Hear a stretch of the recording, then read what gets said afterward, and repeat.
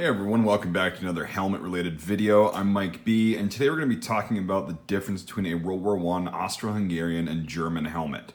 Now, although they look very similar on the outside, and they do resemble each other because one was patterned off of the other one, excuse me, there are some pretty significant differences, and you can actually tell them apart in pictures, even in black and white. Just by looking at some features on the outside, and then we'll go on the inside. The inside, the liners are pretty similar, but we're mainly going to focus on the shell itself. So what we've got here on the left is a World War I German 1916 model helmet in size 66 to fit my fat melon. And then on the right, we've got an original Austro Hungarian 1917 pattern, because that's when they came out. I'll do another video on the actual history behind this helmet, but I figured this is one that I've been actually getting asked to do for a long time, and I finally got a somewhat correct paint color on the Austro Hungarian one, so now I'm going to start making some videos with it. And so yeah, this is a size 68, so it's a very rare and very huge size, but if you look at a lot of the pictures of the Austro Hungarian troops, it looked like most of their helmets were way oversized compared to like the German soldiers. It just seems that way.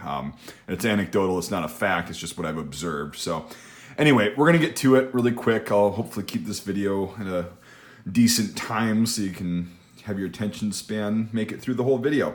So we're gonna start with the German 1916 helmet, right? And so the 1916 and the 1917 shells are exactly the same. The liners are different. If you haven't seen my videos on that, you can go check those out. But right away, you can see, obviously this is color footage, so it's pretty easy to tell that there's an obvious color difference. The German ones are going to be painted kind of this shiny duck hunter green, it looks like. It's pretty close to the original color in the liner. I'll show you that when I flip it over. And then the Austro-Hungarian helmets were painted in what's called commonly by helmet collectors and historians as a Sanzo brown, because the front they were fighting on was a lot of mountains and very dirty or muddy and whatever, so they decided to paint their helmets brown.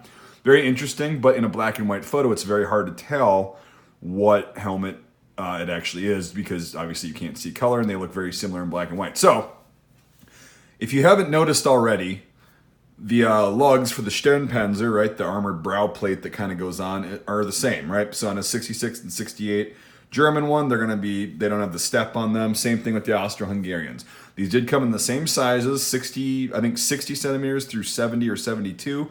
Obviously the most common is going to be size 64, and then the second common is 66, and then you're looking at 68, and then 62 are kind of the same, and then the other ones are pretty hard to find. So that's all the same. Now, the main difference is the fact that the Austro-Hungarian chinstrap rivet is located at the top of the skirt right here, whereas the 1916 and 17 German helmets, it's going to be located more towards the bottom. That was due to these, the old 1895 style compatible chin strap lugs that you kind of just put the chin strap on and it secures itself to that. Those lugs were there on the 1916 and 17 versions, and they're pretty unique to the German helmet. This is the original paint on the inside, by the way, so I tried to get it somewhat close. The original stuff was pretty shiny on the outside because they used boiled linseed oil. I'm not positive on the Austro-Hungarian one, but I think it was the same because it would add to the integrity of the paint and make it last a little bit longer. Now, if you look on the inside of the Austro-Hungarian helmet, you'll notice that there's actually bails for the chin strap that are on a kind of swivel thing. It doesn't really move, but those are going to be more advanced, and the 1918 German helmet liner that had an integrated chin strap used bails instead of the posts on the 1916 and 17.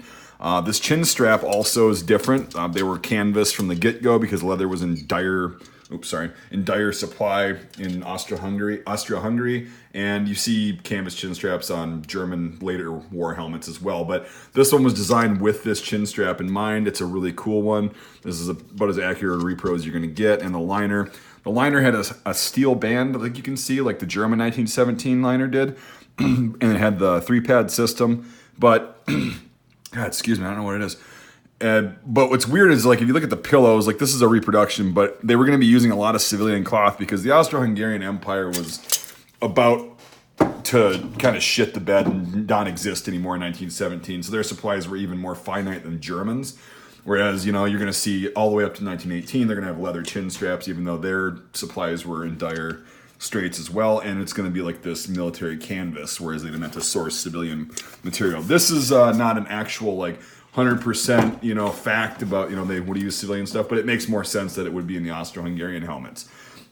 Now, that's how you can tell from the outside. A little bit of a fun fact is after the First World War, Germany was limited to a certain amount of helmets and they had to destroy most of their M16 through 18 helmets. Austria-Hungary did not. They had warehouses full of these because they made a bunch of them. They ended up trying to sell them to countries like the Ottoman Empire, which became Turkey.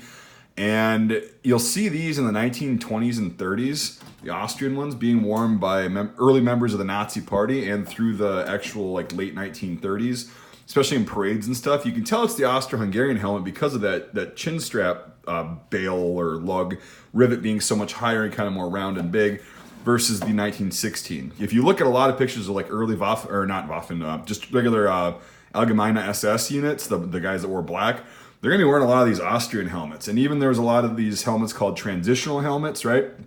That were Austro-Hungarian helmets that had the old liner pulled, an M31 liner, like the World War II 8-tongue style or 9-tongue. Is it 8 or 9?